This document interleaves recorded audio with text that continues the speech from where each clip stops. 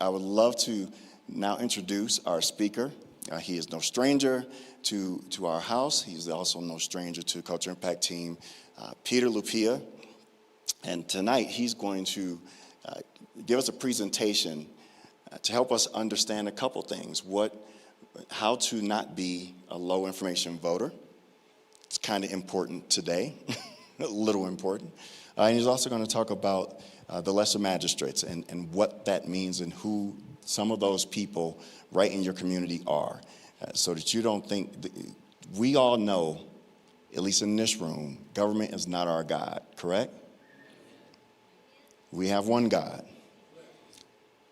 But unfortunately, there are a lot of Americans that have decided to allow government to become their God. And so it's important that we give you this information so that you can go out to your neighbors and friends and coworkers and explain to them, not only is government not your God, but they are absolutely your employees. And you need to start being a boss. So with that, I'd like to bring up Peter. Welcome, Peter, to the stage.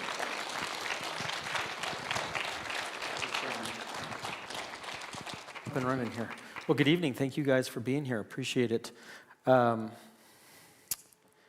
As Ken mentioned, we're in a interesting time right now. Politically, there's a lot going on in our country, and so we're coming up on primary elections here in just a couple of months. Candidates just have gone through the process of going through assembly, and so we thought it was important that we help people get information on how to make good decisions and who the candidates are, because we're going to parlay that into a second conversation about lesser magistrates. And if you're not familiar with what that term is or what it means, we hope to lead you there and then explain that to you. So, are we up on the screen, or am I just talking? There we go. All right, so how not to be a low information voter. First of all, let's talk about what a low information voter is.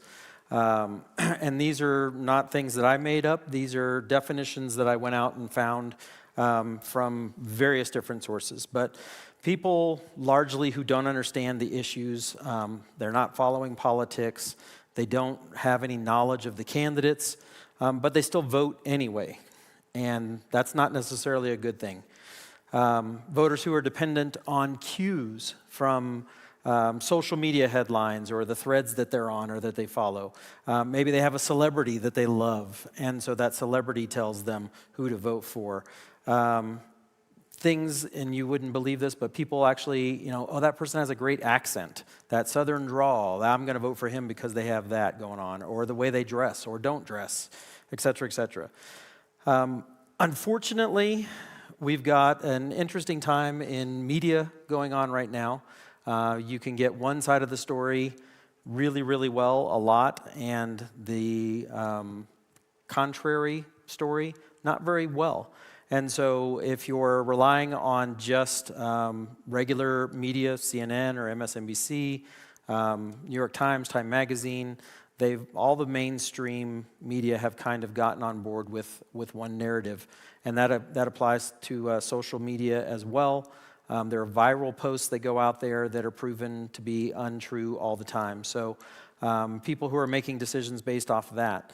And again, people who are willing to not necessarily learn anything about candidates themselves, but they hear a piece of propaganda, they hear a message, they see a commercial where somebody's making accusations against another candidate and they do nothing to vet that for themselves or find out if it's true. Or they'll listen to how somebody speaks. Oh, that person gives a great speech. They got great stage presence. That's great, but did you listen to what they said? And those are the types of influences that, unfortunately, a lot of people will go to. The other thing is, and the last item up there, people who make promises. There were elections not that long ago where they were promising, everybody gets a cell phone, everybody gets free college, everybody gets, and that a lot of times inspires people in who they want to vote for. When the reality is, a little common sense tells you none of those things are even possible. But there are some challenges then that being a low information voter brings you to. And there are some typical things. So they lack a clear moral or ethical worldview based on biblical principles. If you talk to people that are low information voters, a lot of times they're not grounded in their faith in any way, shape, or form. They may not even have faith. For some people, their religion is their politics, or it is a special interest of some variety. These people, again, they fail to properly vet the issues and the candidates. They do no studying or interaction in those ways at all. They have not learned how to find accurate information or how to apply it when they're voting. They blindly trust elected officials to behave ethically and according to biblical standards. So unfortunately, that's not something we can expect these days. We need more candidates who we can expect that from. They assume that they have their party has the biblical values. That is not necessarily true. We're going to look tonight at a couple of the comparisons between the party platforms for the two major parties in this country. And you'll see there are clearly ties to biblical values and there are clearly ties to not biblical values. A lot of low information voters underestimate the importance of the election. A lot of people choose not to vote, or they go vote thinking it really doesn't matter, not understanding what happens. $2 a gallon more than you were paying a year ago for gas, for instance, would be an example of an impact on society that we weren't familiar or expecting. They're less likely to vote. Again, when they do, it's kind of haphazard. They tend to vote for the candidate they just find personally appealing. We talked about that a little bit. They're easily influenced by the influences of and the habits of their parents or their family history. You know, we were born in this party. We've always voted in this party. It doesn't matter. That's the party we're doing. Or all my friends are, you know, a Republican or a Democrat. So that's how I'm gonna vote. Okay, why? Well, because that's just the way we've always done it. They make last-minute voting decisions. They're not well prepared to vote again. It's kind of haphazard. And they're tending to vote from recommendations and resources that primarily just support their worldview. They're not necessarily fact-checking or looking at the reliability of that, but if it's a media source or a post or a Facebook page that aligns with what they personally believe, then that's the gospel for how to vote. They're easily swayed by news and sources that conform to their worldview without checking facts. They weaken the voting results for all of us, and this contributes to what we're seeing in the national division that we see in this country right now. And in essence, they're lazy voters. And so my prayer is that we didn't just describe anybody in this room tonight. So, and if we did, by the end, I'm not going to ask for any show of hands, but at this point, our goal is to help you change that around a little bit. So let's take a little look at the party platforms and do a comparison here. So here's 3 positions that are from the Democrat Party platform. Now, this is their published platform, so these are not things from the past. This is their 2020 Democrat platform. The page numbers are specifically referenced there so that you can see that. But I've got actually four different platform positions that we're going to compare and contrast. And so now let's put this, we're here at Church for All Nations. Most of us attend this church or one similar to it. So we hopefully all have a grounding in our faith. So let's put our faith glasses on here as we look at what we're about to discuss and read and view this through our biblical worldview lens, okay? So platform item number 1, life and abortion. The Democrat platform says it's committed to protecting and advancing reproductive health, rights, and justice so that every woman is able to access high-quality reproductive health care services, including safe and legal abortion. We will restore federal funding for Planned Parenthood. Okay? So that's their position on life and abortion. Where do they stand on the marriage, family, and society? Our next topic. And you'll see they do not mention marriage or the traditional family anywhere in their 2020 platform. So this is the closest they come to it.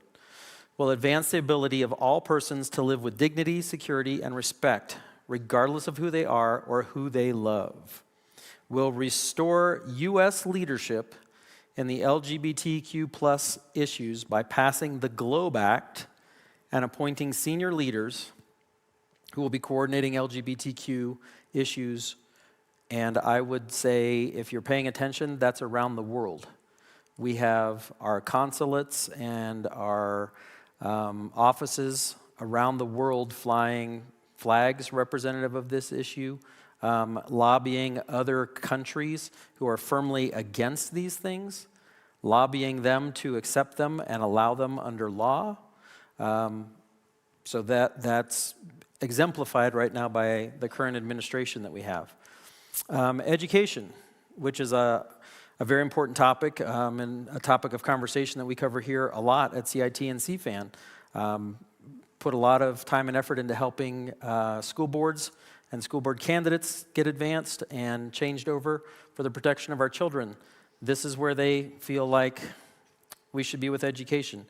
We believe that education is a critical public good, not a commodity, and that it's the government's responsibility to ensure every child everywhere is able to receive a world-class education that enables them to lead meaningful lives, no matter their race, sex, sexual orientation, gender identity, national origin, religion, disability status, language status, immigration or citizenship status, household income, or zip code.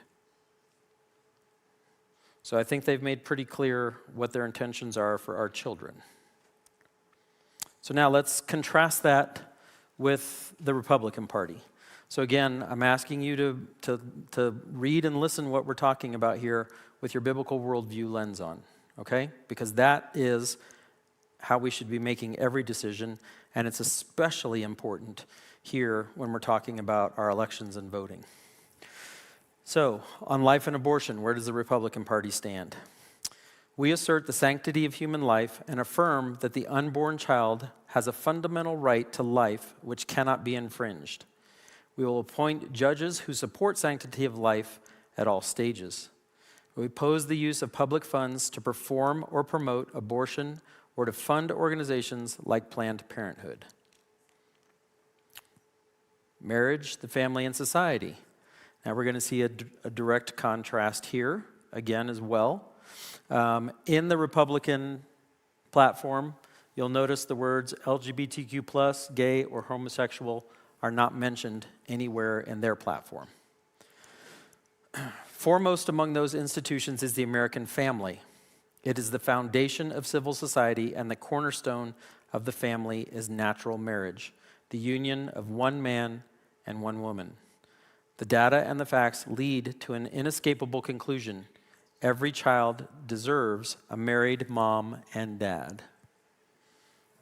Okay? Education. Where do they feel our children should be, and how should they be involved? We will continue our fight for school choice until all parents can find good, safe schools for their children.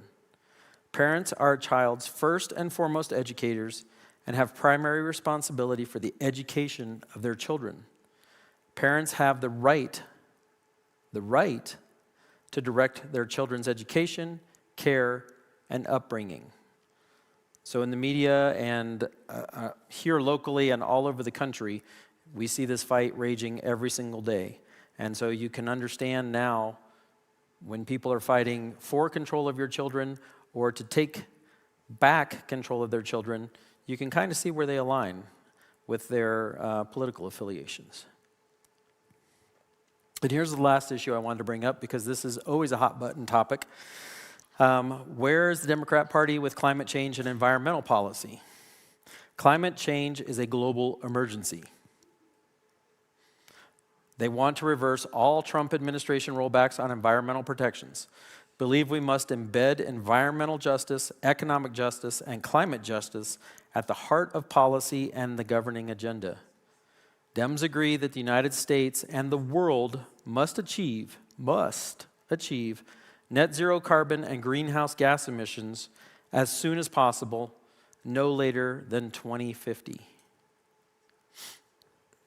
And as an example of that, actually, I'll give you a real-life example, if you're not aware of this. The state of Washington just banned the sale of non-electric vehicles beginning in the year 2030.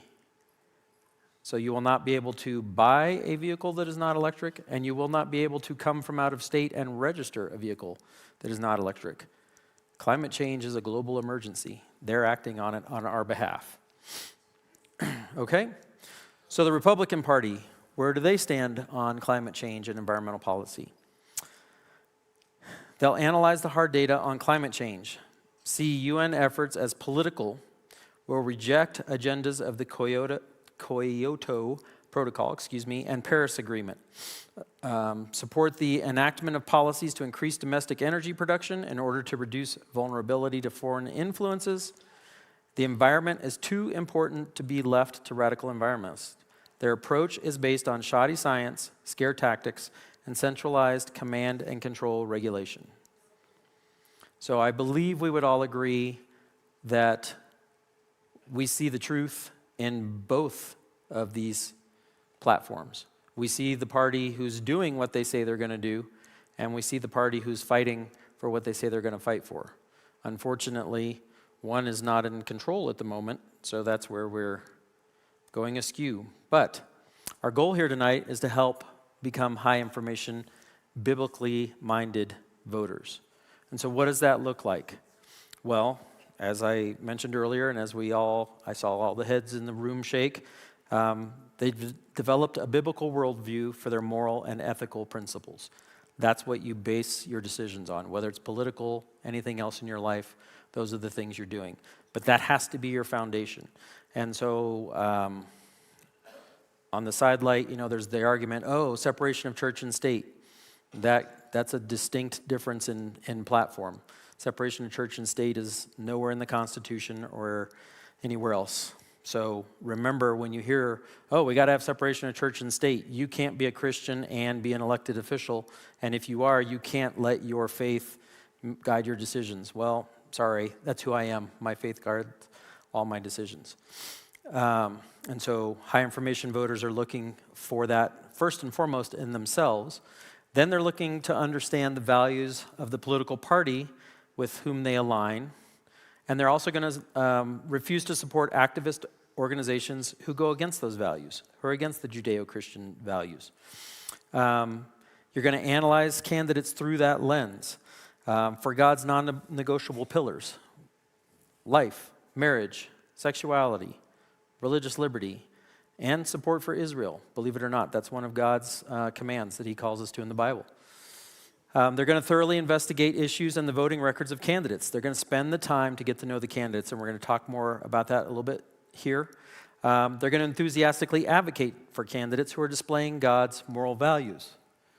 And they're going to stay alert to current issues and understand the importance of elections and their impacts on society and culture. You're all here tonight because you're looking to understand and stay involved. High information voters are always going to vote in the primary and the general elections. You'll never be convinced not to vote because you understand how important that is.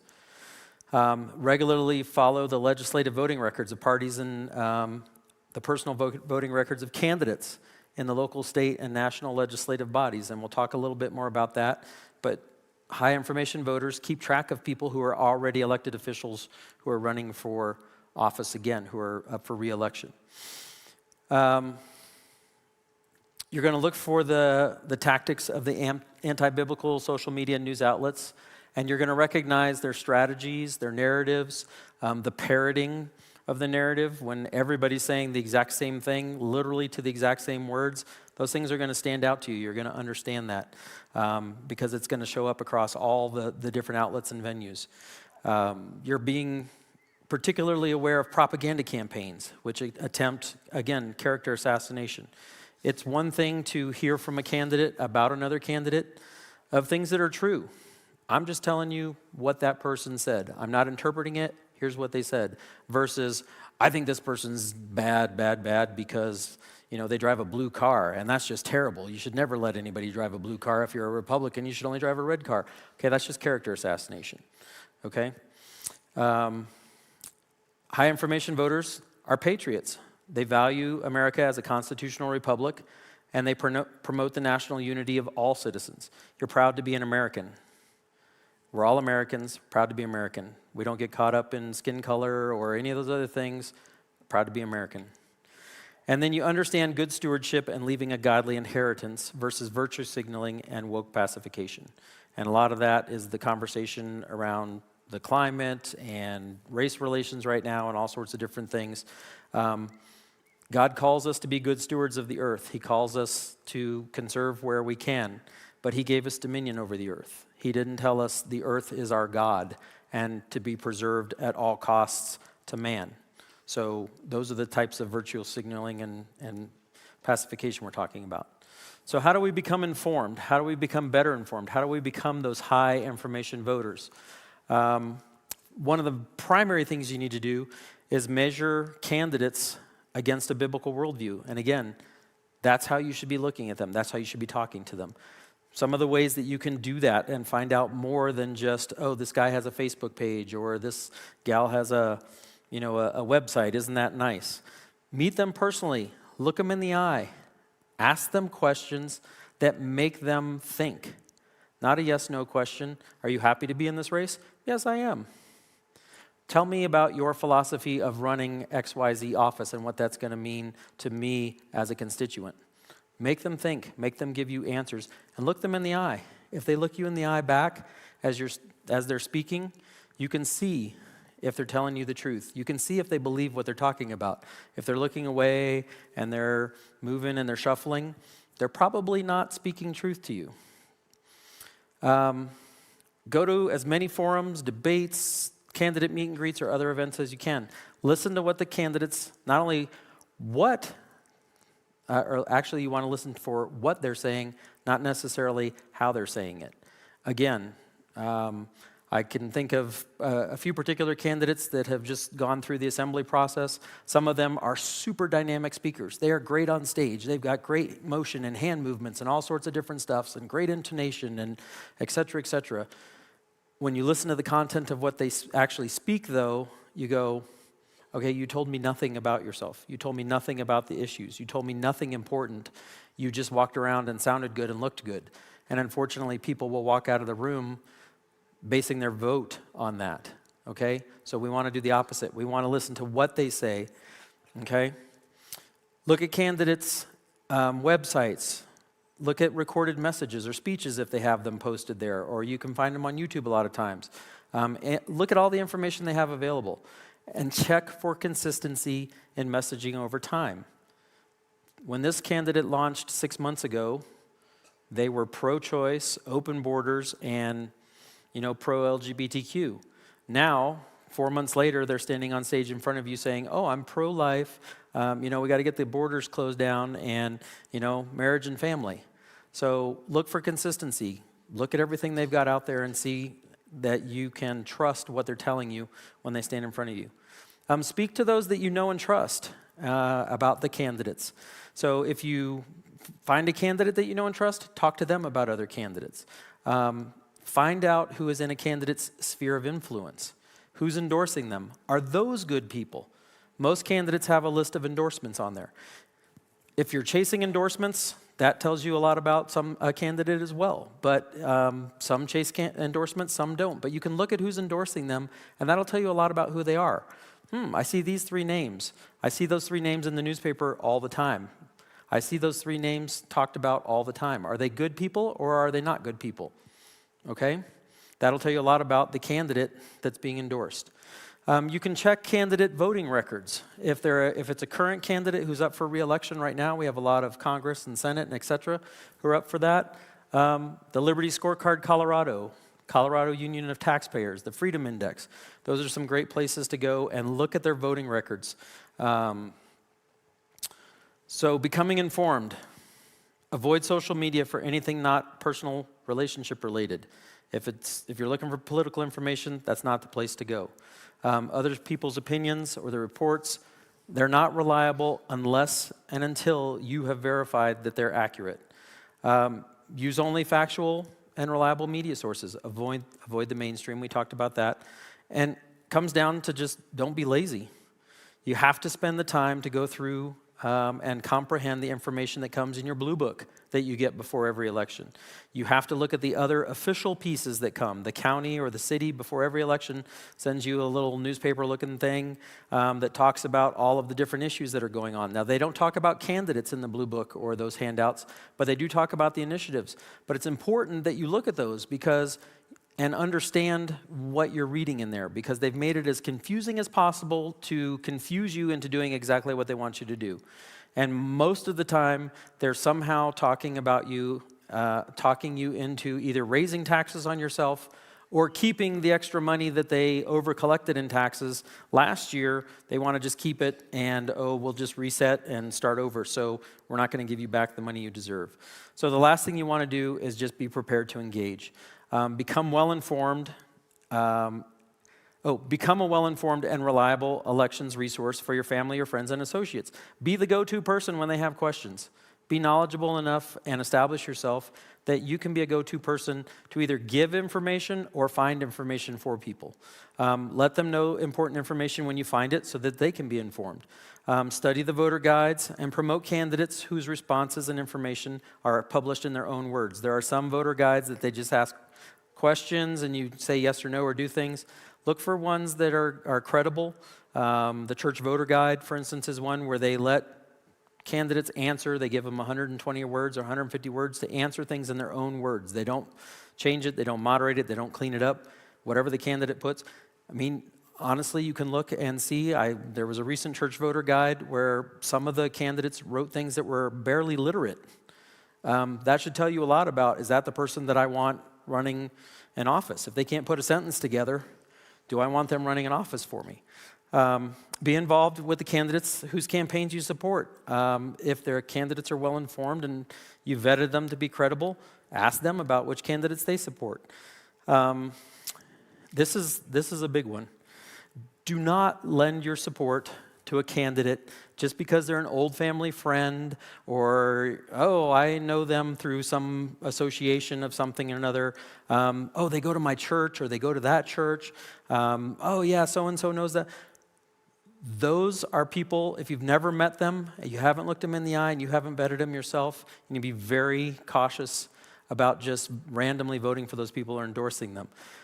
Vet every candidate to the best of your ability, because sometimes you will find, and I've met many people who have told me, I'm not even going to vote for this person that I've known for 20 years because I found out X, Y, Z about them, and I know that it's true. I found out that it's true. And even though we've been friends for 20 years, I'm going to vote for the other guy because he actually stands for what I believe. I can't vote for my friend anymore. So the person that you know is not always the person who deserves your vote.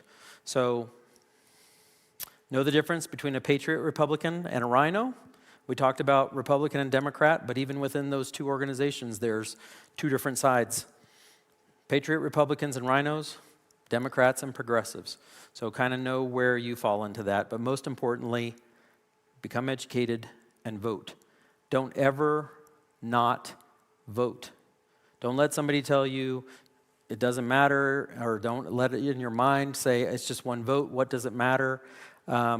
Be educated and vote every opportunity you get. You'd be amazed at the number of elections that come down to just a handful of votes. Big elections that come down literally to just a handful of votes. So most importantly, get yourself educated and vote. And so I think we're going to do some Q&A. Okay. If we have any. Yeah, I failed to do this earlier. And so while you guys prepare your questions, they will come in via text. And so on the screen, you will see our text number. There you go. We'll keep it up on the screen. I get it. Some of us aren't like Matt Pacheco, and we can't do a 200-character text in 20 seconds. Right, Matt? So you may need to go get your children or your grandchild and have them do this text for you so you can get it into our questions really quickly. We are not going to have people come up. If you have a question, we'd love for you to text it to that number, and then I will read your question. While people do that, and that applies for people online too, right? Absolutely. If you're watching online, on the live stream. If you're online, please go ahead and text us. We'll get your questions. We'll get them out to Peter. But while we're waiting on a couple questions, I have some questions for you. So I feel like earlier in the presentation, you were taking shots at me. At you? Yeah, because you kept talking about, I was hoping you wouldn't get that. Don't just vote for the guy who's good on stage and speaks really well. You were the model for my comments, but And then you came back and repeated it. So I really thought you were taking shots. There's one of your, I do have a question for you. okay. On one of your slides, you mentioned, it was when you were talking about the platform, and there were 3 things there that all had justice after them. So I think it was like environmental justice, economic justice. Is there a definition for the social justice? There's actually, but is there a definition for environmental justice? Do we know what that means? Because nobody knows what. Is anyone in the crowd that can? No one? Do we have a Democrat in the room? Sorry, I shouldn't have done that. Shouldn't have done that. I just, some of those things, I've read them before, and I thought, wow, I don't even know what that means. Justice has become kind of a loosely used term to describe should that particular issue should get whatever we think it should have, regardless of other people. Yeah. I think if you just put the word justice behind it, it emotionally stirs people. It does. And therefore, you tend to gravitate towards anyone who uses that. And then I heard you make a statement about how someone can put a sentence together. Yes. There's laughter. I don't know why. I'm just saying, there was a guy who ran for president. Never mind. Okay, I have a question. So, can we still register to vote in the primary? Primaries are in June. Yes. So can someone still register? So that's a great question. So yes, in the state of Colorado, you can actually register up to and including Election Day. So you can walk into a polling place. You have to physically go there in person, but you can bring, I'm going to bite my tongue, but you can bring, if you don't have a driver's license, you can bring your utility bill, you can bring your cell phone bill, you can bring anything that identifies you by name and an address and register to vote and literally finish giving them your information and be handed a ballot and vote there on the spot. So unfortunately, I'm going to say unfortunately, yes, you can register to vote that late, but there's still ample amount of time before the primary. Now, will there be in-person voting for primaries? So there will be polling places that are open. So if you'd like to go vote in person, you can do that. There will be, I don't know how many the clerk and recorder will set up for that in this election cycle, but there will always be places where you can go vote in person. Okay. All right, got another question here. And since Sean Smith is not here, okay, this one's on you. Uh-oh. All right. Is it true that high voter turnout messes up the algorithm? And what exactly does the algorithm mean? Oh, wow. Okay, so we're... You can pass. Yeah, no. I'm willing to... this is an education moment. So the algorithm... So understand the conversation that's going on, and again, to be a high information voter, understand the conversation that's going on about the use of Dominion machines. So you will hear the narrative is, the machines are accurate, they count accurate, the machines are accurate. Okay. If you take 4,000 ballots and you look at them stacked in your hand, you can count them, 1, 2, 3, 4, up to 4,000. You can take them and feed them through the machine, and the machine will say, brrr, just counted 4,000. We both agree on that. The challenge is, what goes on inside the machine is how those ballots are weighted. So there's a difference between counting the ballot and tabulating the ballot. And counting the ballot is just how many pieces of paper do we have. Tabulating the ballot is how much weight are we going to give that vote. So inside the machines, and there's lots of evidence for this, there's reports and all sorts of things from all around the country that show if you vote for this candidate, your vote actually counts for 1.2 votes. If you vote for this candidate, your vote only counts as 0.8 vote.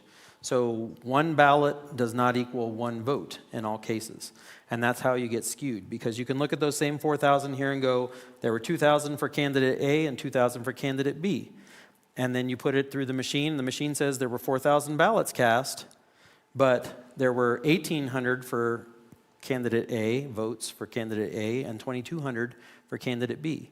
And so that's how the algorithm works. What was the first part of that? Did I answer that whole thing?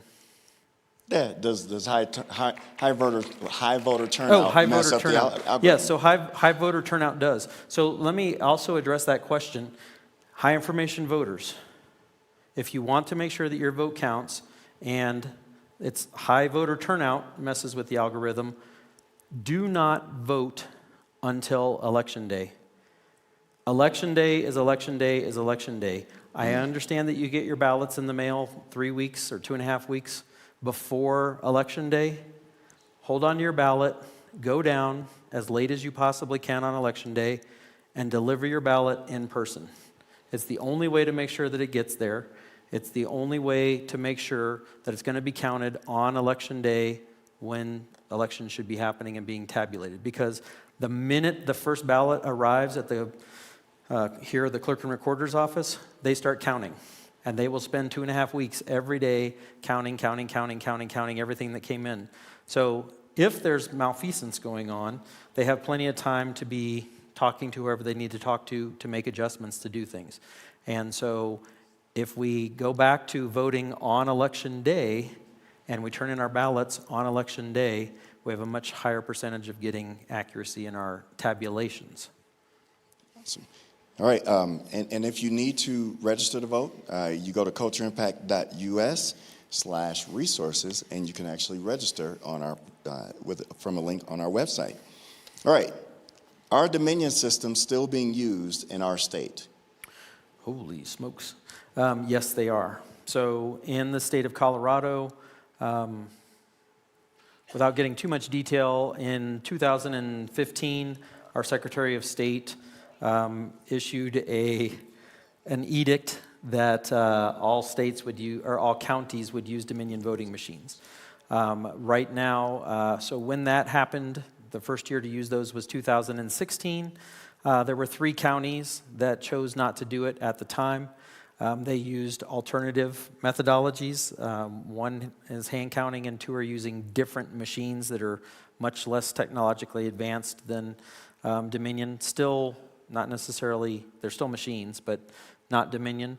However, that tide is changing. So here in Colorado, within the last month, we've had 3 counties in the western slope part of the state that have all gotten rid of their Dominion machines and have decided to go back to hand counting ballots. So there definitely is momentum to get rid of the machines, but it is still the preferred usage by the Secretary of State's office, who controls the machines and does all the contracting with the vendor. What do you guys think the answer is? What should you do? On Election Day. Hand deliver on Election Day, please. All right. Follow up to that, you suggested to vote on Election Day. How does that work for election judges? Are we allowed to vote on Election Day and still do our job? As an election judge, you can vote, you can cast your ballot. You receive your ballot, just like everybody else does in the mail.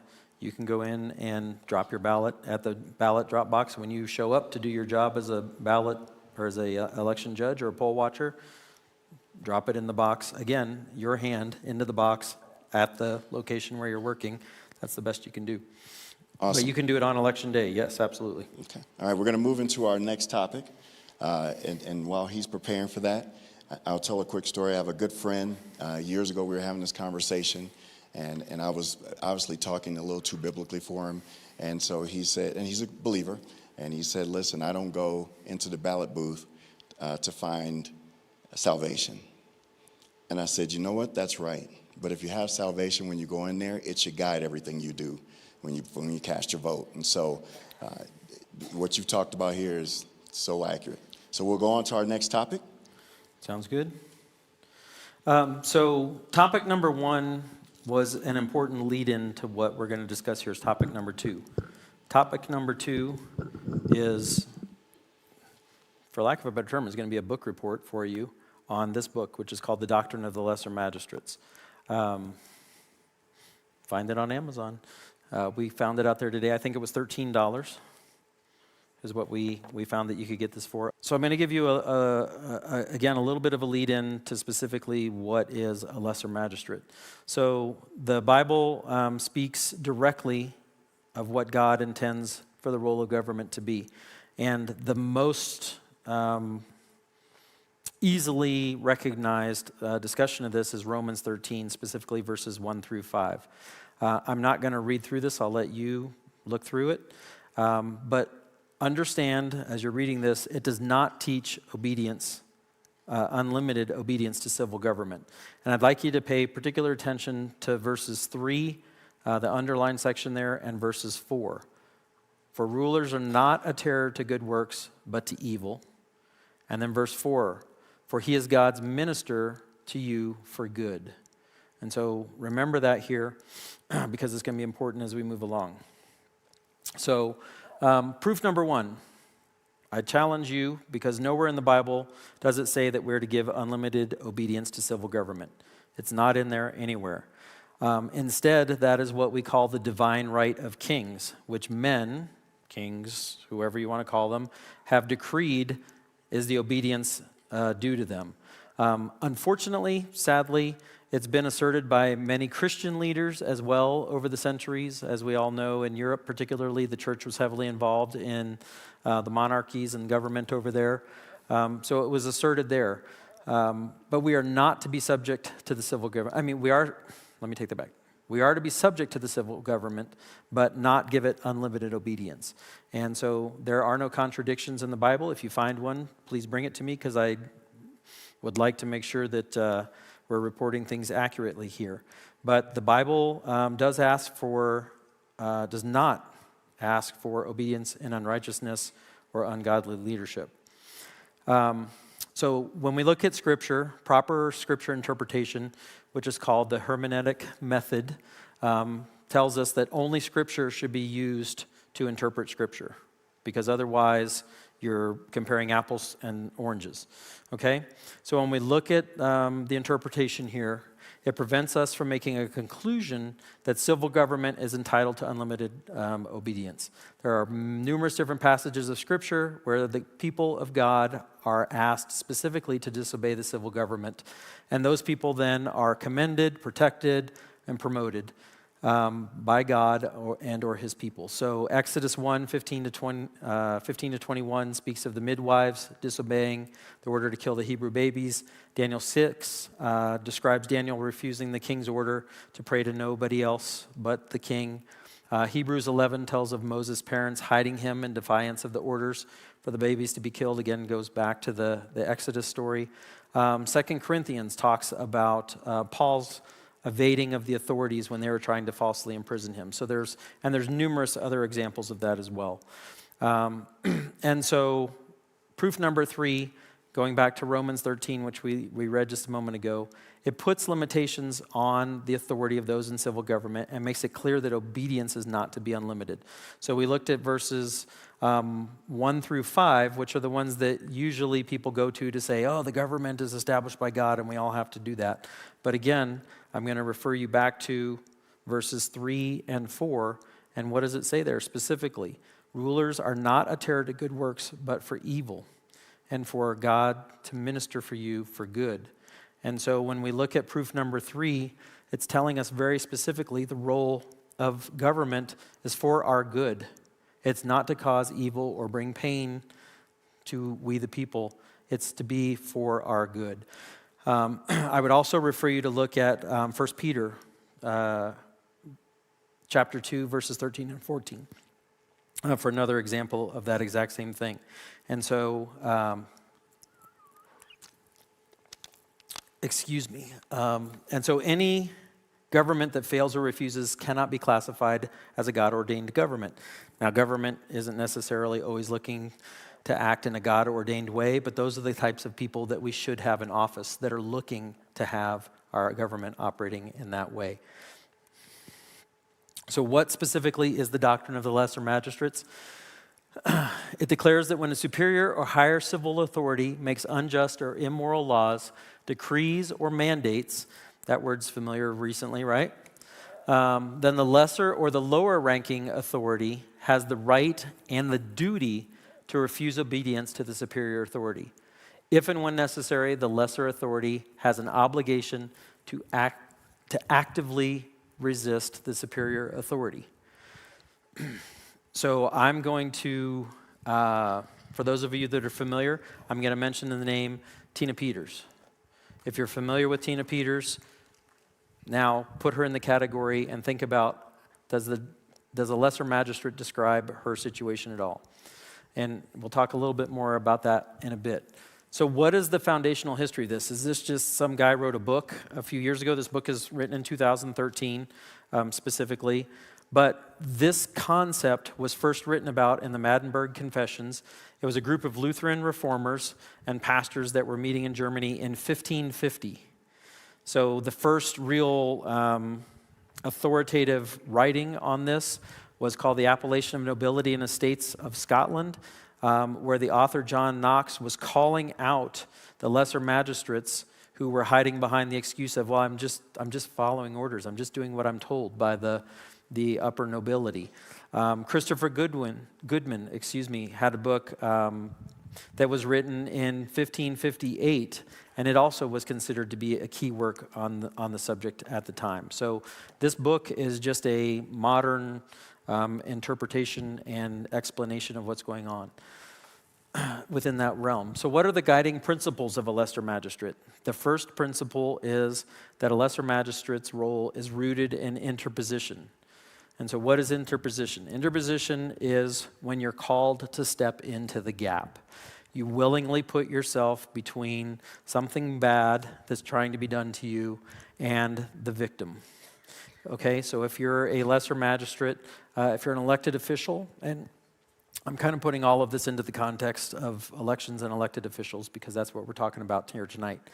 The lesser magistrate interposes for the people and puts themselves between any unjust laws, mandates, decrees that are coming down from a higher authority that are trying to be imposed upon the population as a whole. So they act in defense of the rule of law. And I want you to remember that term, rule of law, because we're going to bring that up again here in just a little bit. Principle 2, as a lesser magistrate, you have to understand that all authority is delegated. No one has authority in civil government and gets to rule it with autonomy. The authority they possess is delegated to them first by God, and then once they stand accountable to God, they have to govern according to his rule, and the citizens give that authority in order to be subjected, so to speak, to the rules and the governing of that authority. So a tyrant would be someone who just takes that authority. They say, I'm an elected so-and-so, and by default, I get this authority, and I get to do things that I was not given authority to do. But that violates the law of God, and it assaults the person, property, and liberty of citizens. And in the case of elections, a lot of times it violates the Constitution and the constitutional laws of the land. So principle number 3, the duty of a lesser magistrate is threefold.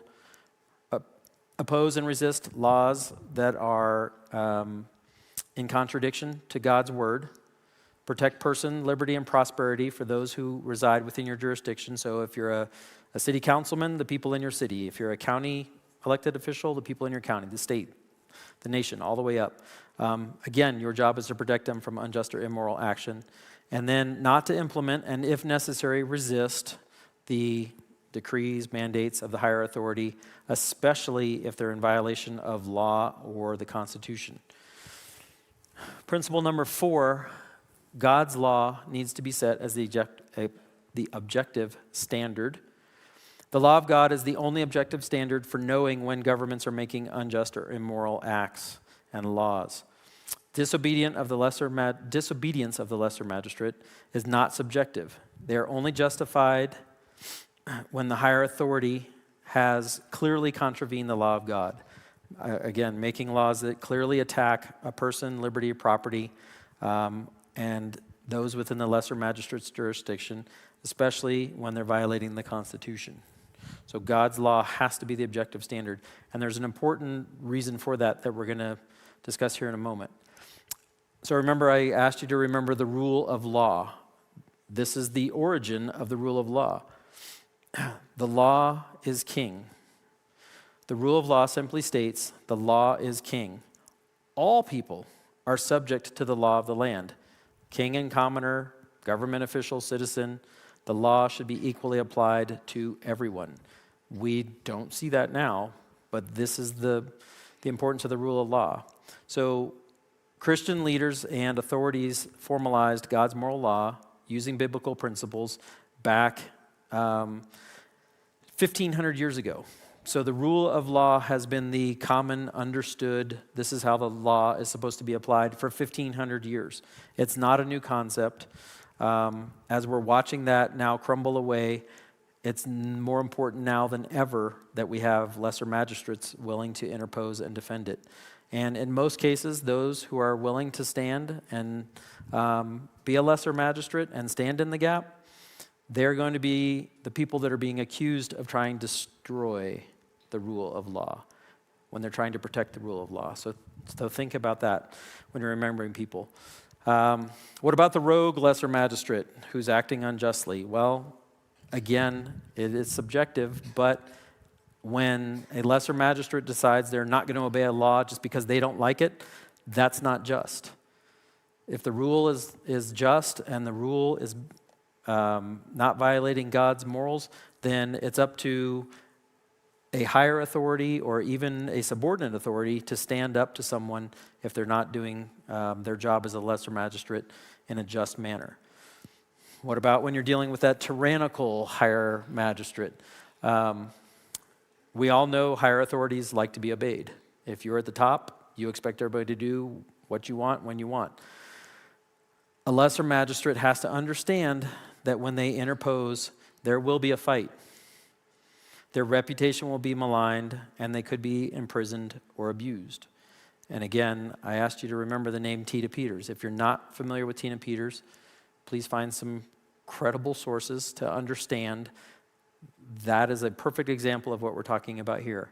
Someone who has stood against immoral, unjust, Constitution-violating rules, decrees, mandates that have no law behind them, has stood in the gap to protect election integrity and has done exactly what is discussed here. She's had her reputation maligned, she's been imprisoned, and so I encourage you to find out about that because it is the quintessential description of what we're talking about here as lesser magistrates.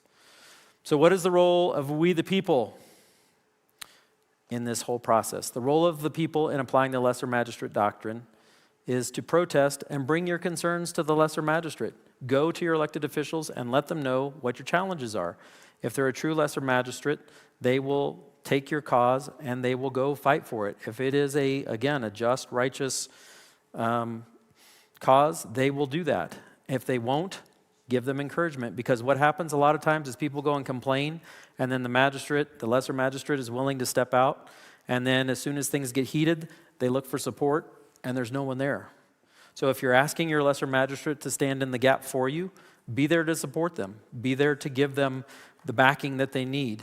Because otherwise what you'll find is those people won't be willing to step forward. They may do it the first time, and when they don't get supported, they're not going to be there the second time, which may be even more important than the first.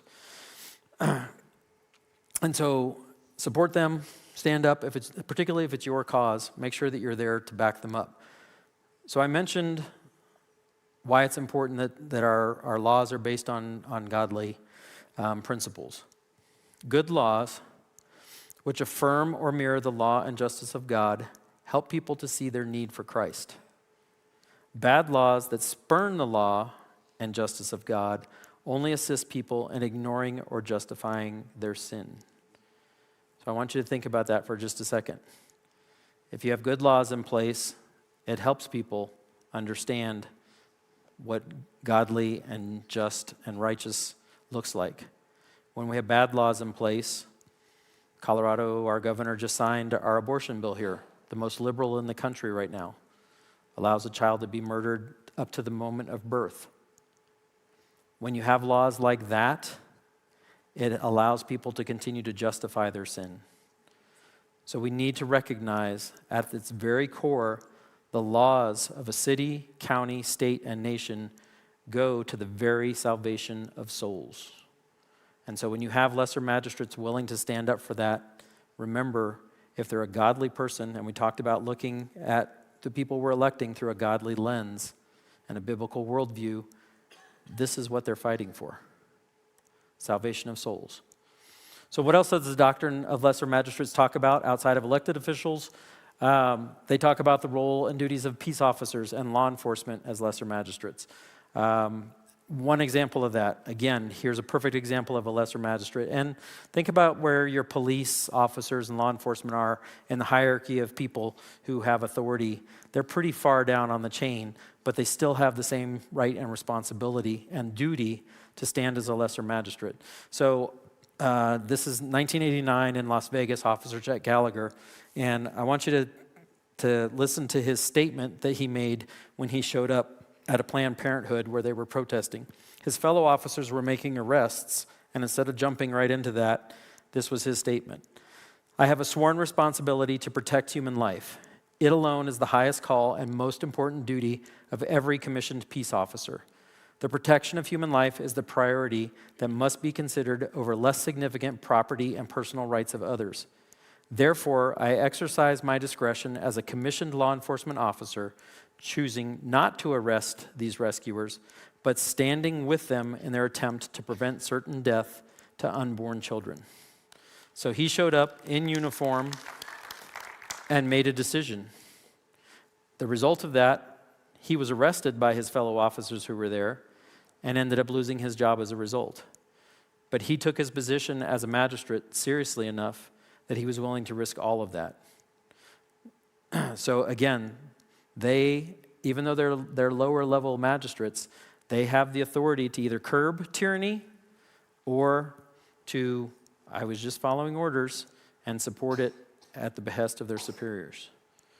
As a side note, Officer Gallagher has gone on to become one of the leading advocates for pro-life and travels all over the country for just this exact purpose. But that was the decision he made that day, which gave him a career change.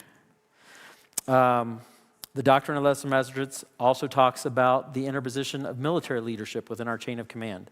And so those within the military in particular have a duty to refuse immoral or unjust commands by superiors. In the U.S., the Andersonville trial of 1865, going all the way back to the Civil War, established that a military officer could not just use "I was just following orders" as an excuse, and that has stood the test of time throughout the U.S. military. The Nuremberg trials of 1945 and 46 also let the world know that just following orders was not going to be acceptable anymore.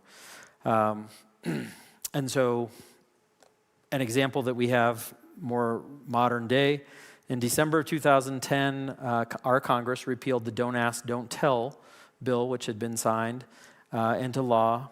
And when that was repealed, President at the time stated that, directly stated that allowing open sodomy would make our military more professional in its duties.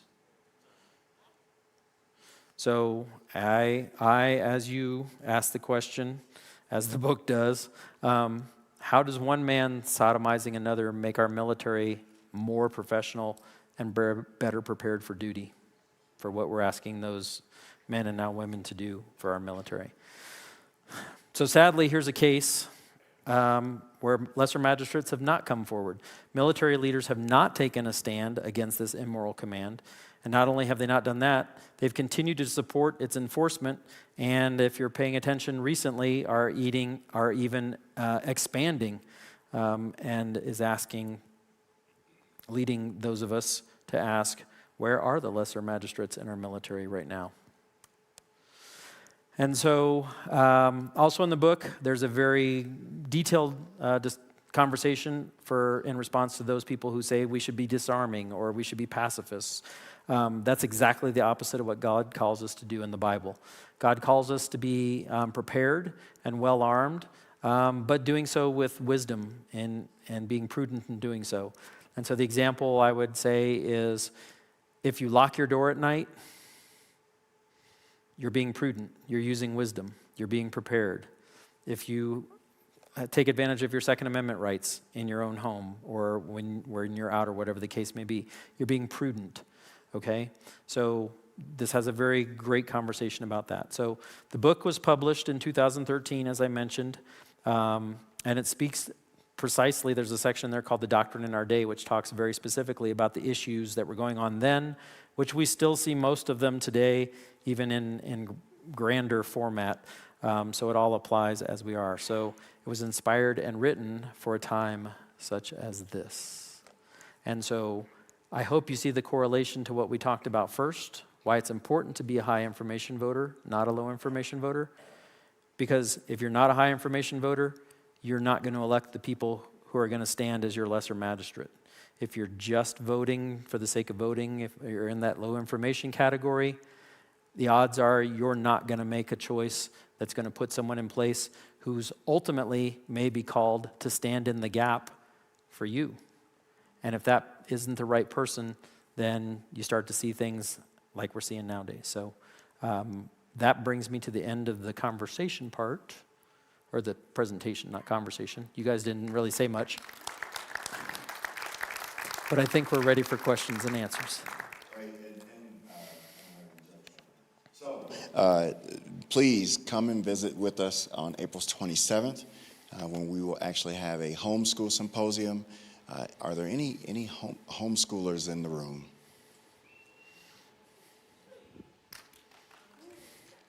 Yeah, so we're going to be hosting a homeschool symposium on April 27th. That, again, will be here beginning at 7 p.m. As he was talking about lesser magistrates, I do want to point out we actually have one of our school board members here. That would be a lesser magistrate, yes? Absolutely. Okay. And so we've got school board members that attend this church, and one of them's here right now, and I won't call her out because I don't want to embarrass her, but You just limited the choices to half the room, though. That's true, because there's only two, right? That's right. There's only two choices. There's only two choices.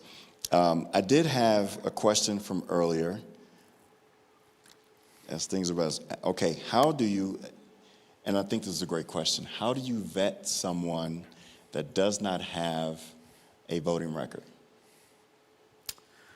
I would suggest you go back to the conversation about taking every opportunity you can to get in front of that person, or sit in particularly between now and the primary, there are going to be numerous opportunities to see stages full of candidates having conversations. So again, listen to what they have to say, take as many opportunities as you can, identify those that you think you meet your biblical worldview. Again, that's the lens first and foremost I would suggest, and then go through that process like we talked about. Look them in the eye, ask them pointed questions that require thought to answer, not just simple stuff, and get as much of their information as possible. Most candidates have a website, some that don't have Facebook pages, other sorts of things. And again, talk to people you know who are credible. Talk to people who are involved in the process. There are numerous people in this room I know who were at the assemblies as delegates here recently. They're pretty well informed and active. Seek those people out. And if you trust them, then you should be able to trust what they can guide you and tell you about candidates as well. That's good, and he even pointed at me after saying I was untrustworthy earlier in the presentation. So I'm trying to redeem myself. And please, if you don't mind, bring up the text number again. I want to make sure that everyone has that number, especially our online audience, to be able to go ahead and text in your question. Can you give a scripture that says God calls us to be armed and prudent?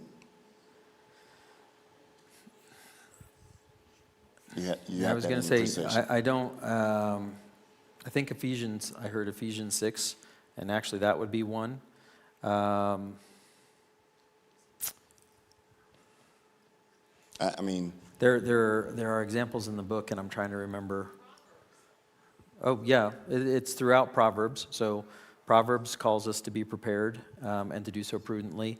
David was given that wisdom. David prayed for that wisdom and was given that wisdom to be prepared for the attacks and the chasing by Saul and numerous other times when he went into battle as well.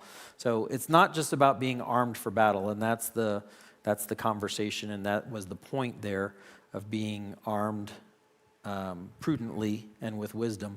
It's not just about to go out and fight, but to be prepared for what God has called you to.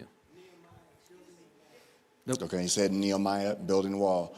Nehemiah, that's right, build the wall.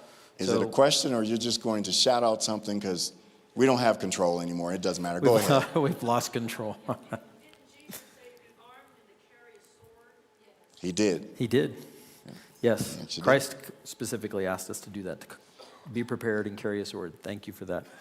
So, and of course, Christ did, stand over there, put together a whip to arm himself. I think that happened. There was some flipping of tables and some other stuff that happened during that. I'm not a scholar, but I remember some of that stuff, It's from Sunday school that I never attended. Okay, so someone asked, where do you take your mail-in ballot in person on Election Day? Can you drop off, or do you fill out a new ballot there? You can, so there are, I think the last election they had 4 different polling places where you could walk in and hand your ballot in to a person. In a couple of cases, I know they set up people curbside right in front of a couple of the official polling places, so you don't have to park and go inside necessarily, but you can hand it to a person. So in an ideal world, you want to take it as far as you possibly can. If you're willing to pay $1.50 at the meter to walk inside and drop it off, do that. If not, the people at the curb. But don't put it in the mail. That's the least secure way you can do it. Don't put it in one of the ballot drop boxes. We've got, I think, 38 of them scattered around the county. They're just not the most secure way to do that. The chain of custody, what you're trying to protect is the chain of custody on your ballot. So the fewer people involved in touching your ballot in any way, shape, or form compromises that chain of command. And so you want as few people involved in your vote as possible. See, hands are going up. No one's texting Hands are going anymore. up. But let me, if I can. You lost control, like you said. Yeah, I did. I gave it away. I did that the last election, took my ballot, it was mailed to me, to the voting place. They didn't want me to use that, so I ripped it up in front of them and took their ballot and then cast my vote. Oh, cool. Yeah, because you went to a polling place, so they handed her a ballot, and she took the ballot that she had received in the mail, ripped it up, and filled out a new ballot. I did want to, really quick, if you don't mind, go back to the first question I asked, which was about vetting someone who doesn't have a voting record. One of the things about a candidate that may be fairly new, if you will, to the process is they're stomping, right? They're out shaking hands, kissing babies. And so the opportunities to be able to look them in the eye and have a conversation is greater because they are trying to get in front of as many people as possible. And so definitely if you've got a candidate that you don't know much about, like Peter mentioned, find out where that maybe they're going to be speaking, any forums that they're going to be taking part in, because those people will also make themselves very available after a forum to answer questions. All right, here we go. This is a long one. Off topic.